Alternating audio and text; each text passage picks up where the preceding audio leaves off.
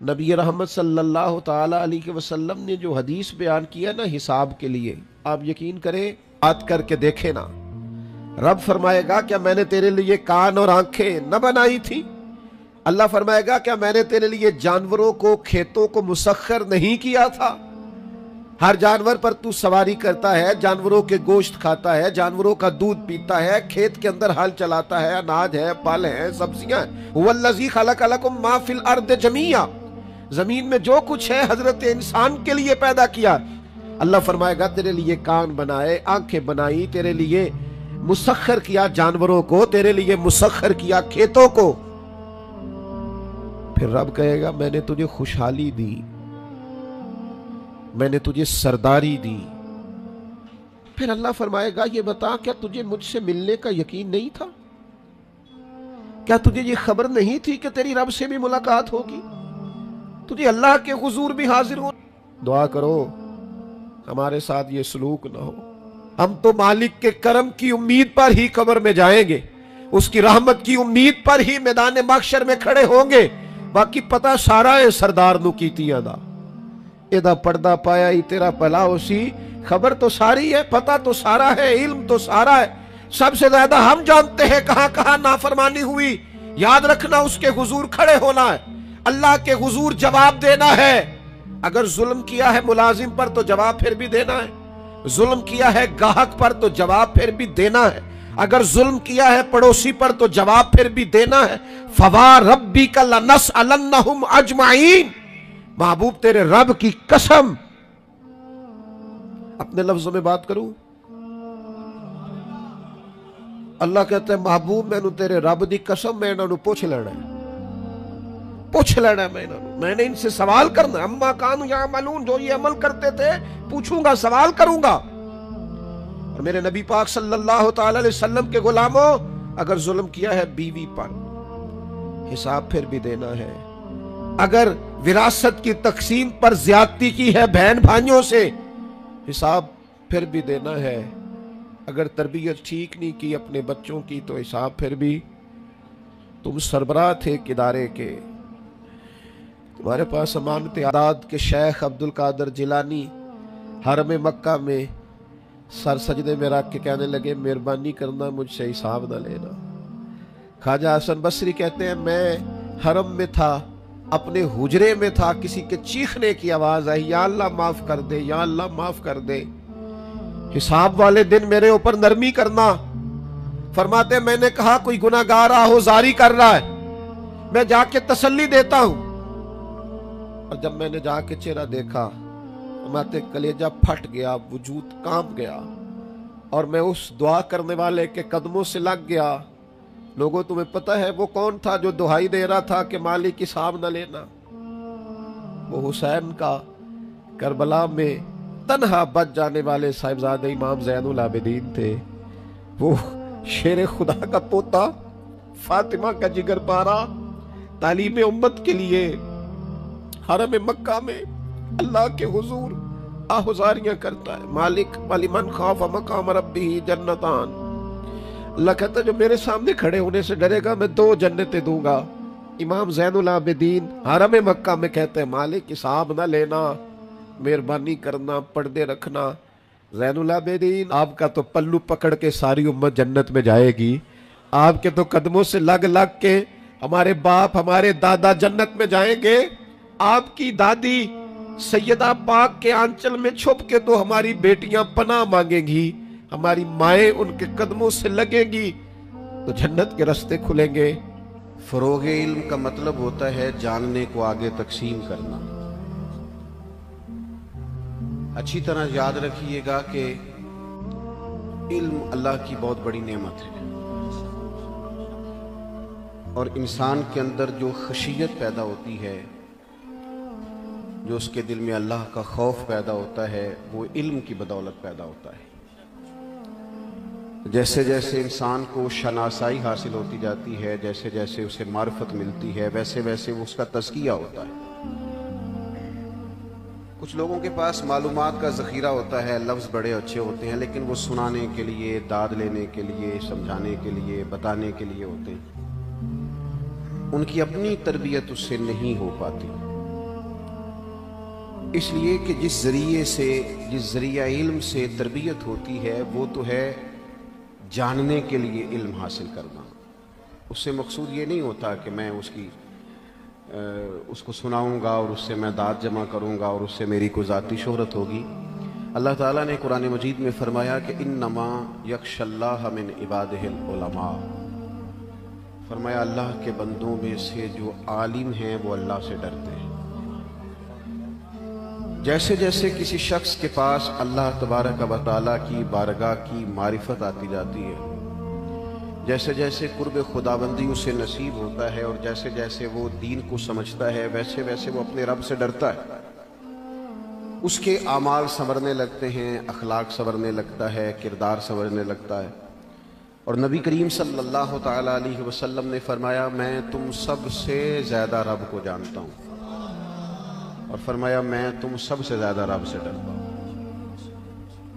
اب آپ دیکھ لیں کہ ہمارے ہاں بہت سارے لوگوں کا انداز گفتگو بڑا بے باک ہوتا ہے اور لوگ ان کو بڑا کوئی شعلہ نوا اور شعلہ بیان سمجھ رہے ہوتے ہیں، حالانکہ نبی کریم صلی اللہ تعالیٰ علیہ وسلم نے تو یہ قیود مقرر فرما دی.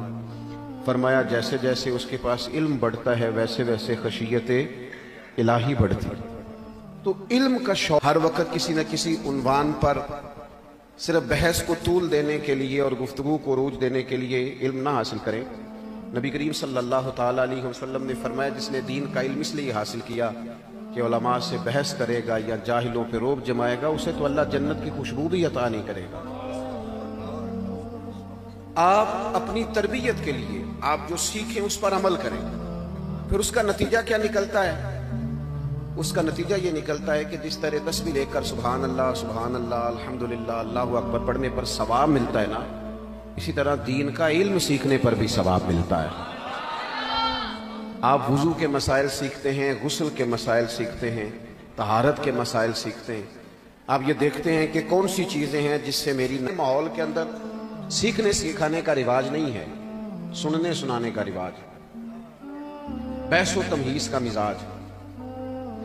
تو اپنے آپ کو سنوارنے کے لیے جو علوم ہوتے ہیں، جو تربیت کے لیے علوم ہوتے ہیں، وہ انسان کو فکری طور پر توانا کرتے ہیں، ذہنی طور پر تندرست کرتے ہیں. انسان اپنے مزاج کے لحاظ سے تربیت یافتہ ہو جاتا ہے. تو سیکھنے کا مزاج نبی پاک صلی اللہ تعالی علیہ وسلم نے فرمایا کہ جو شخص دین کا علم حاصل کرنے کے ارادے سے اپنے گھر سے نکلتا ہے، اللہ کے فرشتے اس کے پیروں کے نیچے پر بچھا دیتے ہیں. اور پھر صحابہ کرام علیہم رضوان کا مزاج تھا کہ وہ لمبے لمبے سفر کرتے تھے. اس طرح آج کل بھی لوگ لمبا سفر کرتے ہیں نا، سیر کرنے کے لیے، کوئی اچھی چیز دیکھنے کے لیے. سیاحت کے بعض لوگ شوقین ہوتے ہیں. تو ہمارے اکابرین نے، صحابہ سے لے کر اسلاف نے لمبے لمبے سفر کیے. کس لیے؟ دین کا علم سیکھنے کے لیے، حضور کی احادیث کے سماع کے لیے. یہ بھی ایک چسکا ہے، اگر لگ جائے نا کہ میرے پاس ایک حدیث ہے پھر میں نے دوسری سیکھنی ہے. حضرت کثیر بن قیس فرماتے ہیں کہ ہم جامع مسجد دمشق میں بیٹھے تھے تو ایک آدمی مدینہ طیبہ سے اسپیشل سواری پہ آیا، یعنی مدینہ سے دمشق کی جامع مسجد میں پہنچا. تو اس سے پوچھا کس لیے آئے ہو؟ کہا پتہ چلا ہے تمہارے پاس نبی پاک کی ایک حدیث موجود ہے، میں حضور کا فرمان سننے کے لیے آیا.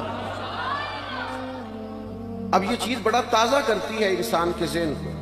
یعنی آپ ایک ماحول آپ ذہن کے اندر رکھیں کہ ایک آدمی نے کپڑے باندھے ہوئے ہیں، گٹھڑی کپڑوں کی باندھ رکھی ہے، گھوڑے پہ بیٹھا ہے، گھر سے نکلا ہے، رستے میں پتہ نہیں کہاں رکا ہے، کہاں آرام کیا، کتنا لمبا اس نے سفر طے کیا ہے. اور جب وہ منزل مقصود تک پہنچا، اسے پوچھا کس لیے آئے ہو؟ کہنے لگا ایک بات سننی ہے مدینے والے حبیب. تو آپ اس بات کو سمجھیے کہ یہ کتنی بڑی عظمت کی بات. اور یہ لمبے لمبے اسفار لوگوں نے کیے، لمبے لمبے. اور پھر محدثین کے دروازوں پر لوگوں کا رش ہوتا تھا. آج کل بھی ہمارا رش ہوتا ہے پر ویڈیو بنانے کے لیے، تصویریں بنانے کے لیے. ہم نے پتہ نہیں قوم کو کس کام لگا دیا ہے. اور سیانے سیانے لوگ جو ہیں انہوں نے موبائل چھپائے ہوئے ہوتے ہیں. تو جو عرض کرنا چاہتا ہوں اس پر غور کریں، سیکھنے سکھانے کا مزاج پیدا کریں، طبیعت بنائیں کہ ہم نے کچھ سیکھنا ہے. امام احمد بن حنبل رحمۃ اللہ علیہ حدیث کے بہت بڑے عالم تھے اور بغداد شریف میں آج بھی جائیں تو ان کے مزار پہ کھڑے ہو کے اندازہ ہوتا ہے کہ اللہ نے کتنی بڑی روحانیت عطا کی۔ شاہ بقی الدین ابن مخلد کہتے ہیں کہ میرے دل میں بڑا جذبہ تھا حدیث پاک سننے کا، تو میرے استاذ نے مجھے کہا بغداد شریف امام احمد بن حنبل کے پاس چلے جائیں۔ کہتے ہیں میں کشتی میں بیٹھا بغداد آنے کے لیے تو رستے میں طوفان آ گیا،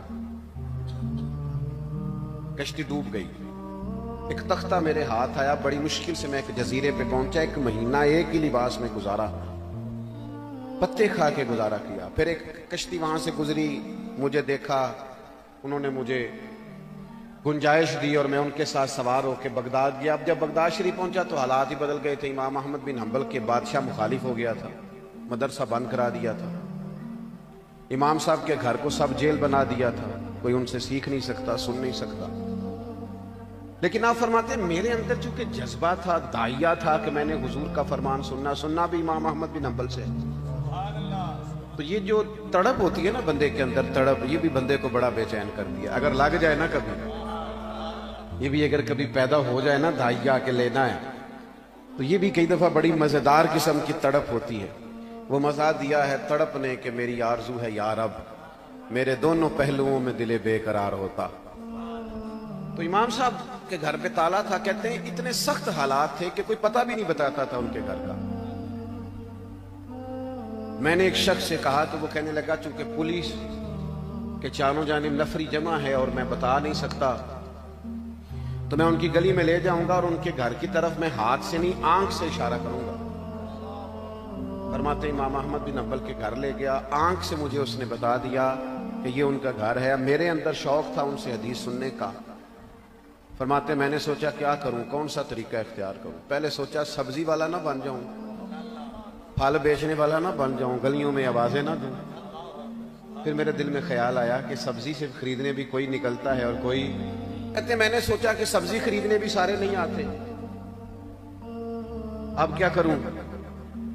فرماتے ہیں پھر میں نے اس طرح کیا کہ سر سے ٹوپی اتار لی، پاؤں سے جوتے اتار لیے، کپڑے تھوڑے پھاڑ لیے، ہاتھ میں کٹورا پکڑ لیا اور دروازہ مانگنا شروع کر دیا۔ فرماتے ایک ایک دروازے پہ میں خیرات مانگتا۔ امام احمد بن حنبل کا دروازہ آ گیا اور میں نے ان کے دروازے پہ بھی صدا دی تو امام صاحب خوبصورت اور پروقار اور وزادار نورانی چہرے کے ساتھ باہر تشریف لائے۔ جب وہ 2 دینار دینے لگے تو میں نے دست مبارک تھام لیا، میں نے کہا حضور دینار نہیں لینا، مجھے نبی پاک کی 2 حدیثیں پڑھا دے۔ فرماتے میں روز جاتا، چند احادیث فقیر بن کے ان سے سماعت۔ کوئی نہیں سمجھ آ رہی آپ کو میری بات؟ یہ ذوق جب علم کا پیدا ہو نا، یہ ذوق ہم نے آپ کو لگایا ہے اونچی سبحان اللہ پہ اور اونچی ماشاءاللہ پہ اور دونوں ہاتھ کھڑے کرنے پہ، تو اس سے سیکھنے سکھانے کا ماحول تو نہیں نا پیدا ہوتا۔ علم کا ذوق ہو، طبیعت ہو۔ تو نبی پاک علیہ السلام تشریف لائے تو دیکھا ایک جانب لوگ اللہ کے ذکر میں مشغول ہیں اور ایک جانب لوگ دین سیکھنے سکھانے میں مشغول ہیں۔ تو حضور نے فرمایا دونوں محفلیں خیر والی ہیں، ذکر الہی کرنے والے بھی خیر پر ہیں اور سیکھنے سکھانے والے بھی۔ لیکن حضور فرمانے لگے مجھے چونکہ رب نے معلم بنا کے بھیجا ہے، مجھے چونکہ اللہ نے ایک استاد، یہ بات سمجھیں آپ، استاد کا مقام دیکھیں، فرمایا چونکہ مجھے اللہ نے استاد بنا کے بھیجا ہے، لہذا یہ لفظ کہتے کہتے حضور اس محفل میں بیٹھ گئے جہاں دین سیکھا سکھایا جا رہا تھا۔ حضور اس محفل کو، اس مجلس کو، اس بابرکت حلقے کو پسند فرماتے ہیں جہاں دین سیکھا سکھایا جاتا ہے۔ سیکھنے کا ایک مزاج بنائیں، اپنی طبیعت میں سیکھنے کا داعیہ پیدا کریں، اور پھر دیکھ لیں سیکھنے کی کوئی عمر نہیں ہوتی۔ کوئی صحابی 70 سال کی عمر میں کلمہ پڑھ رہے ہیں، کوئی 60 سال کی عمر میں مسلمان ہو رہے ہیں۔ تو جس دور میں وہ آئے اسی دور میں انہوں نے دین سیکھا، جس دور میں وہ آئے اسی دور میں انہوں نے قرآن مجید کو سیکھا۔